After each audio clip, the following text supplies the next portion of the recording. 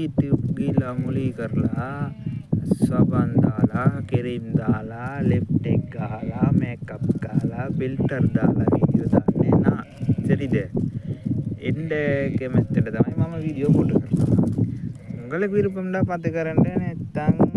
பார்த்து කරන්න එපා ඒක எனக்கு එම වෙලා කියන්න වෙන්නේ මම වැඩ කරනවා වැඩ செஞ்சு කරන වෙලාවේ ෆෝන් සුරුකුණ எடுத்து කරනවා වීඩියෝ අප්ලෝඩ් කරනවා இப்போ ආඩංග මේ වරම සෙල්ලි කරලා මම මේ කුණු බක්ටි ගාව මම ඉන්නවා ඒක සාප් කරනවා යාර